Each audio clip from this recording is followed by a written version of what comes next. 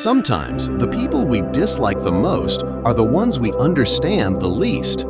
Today's story is about a girl in university who believed one of her classmates was arrogant, rude, and out to compete with her every chance he got. But what she discovered one afternoon at a small cafe changed everything. This story is about judgment, unexpected truths, and the kind of realization that makes you question how often we get people wrong. If you've ever misjudged someone or been misjudged yourself, this story is for you. Hit the like button, subscribe, and turn on the bell to hear more real-life stories that matter.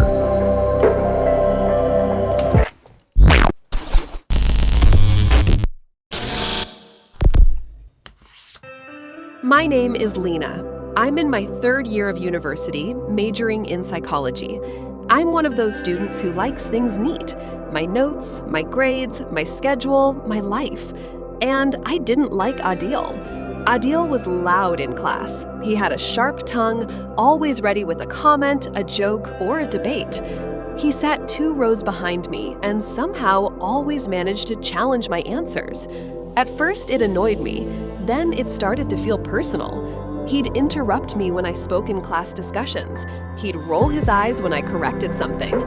He once said, "Lina has a textbook for a brain," and everyone laughed. I didn't. I avoided him. I even asked our professor, Dr. Hossein, if I could switch groups for our group project. He said no. Sometimes, he told me, discomfort is the best teacher. I didn't appreciate the wisdom at the time.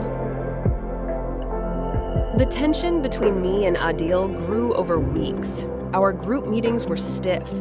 I focused on the task, kept things professional, and ignored every joke he made. Once, at a team study session, he showed up late. I snapped. "Of course you are!" He looked at me and said quietly, "You really don't like me, do you?" I didn't answer. I just turned away. I wasn't a mean person. I just didn't like people who thought they were smarter than everyone else. And Adil wore that attitude like cologne.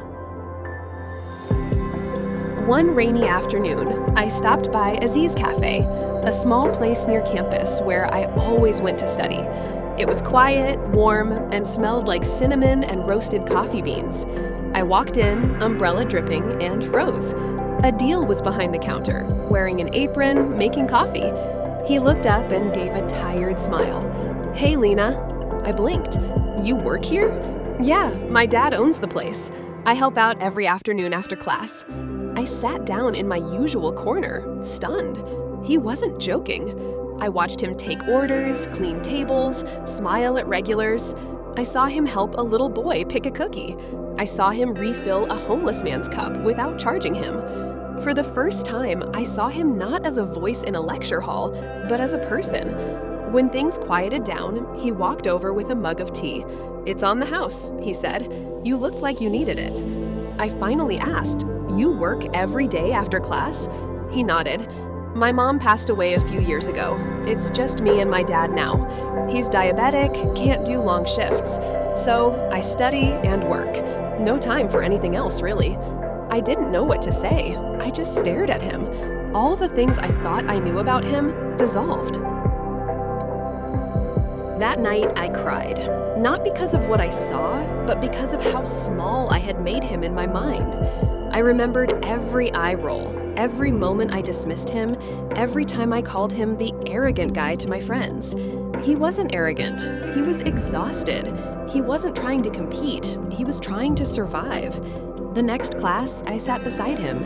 He looked surprised. "You're not gonna lose points sitting next to me, you know," I joked. He laughed. "I think I actually learn more when you're around." We started working better. We even laughed during meetings. Our final group presentation was the best in class. Adil and I are friends now. We still argue, but with respect. We still challenge each other, but with care. Sometimes we stop by the cafe after class. We talk about big things, pressure, purpose, grief, guilt. I told him I misjudged him. He said, "It happens. You were honest enough to see it." And that taught me something no textbook ever could. People are not pages you can skim. They're full novels you have to read, slowly, and without skipping chapters. Thank you for listening to my story. Thank you for your attention. If you liked the story, please hit the like button and don't forget to subscribe us for more stories.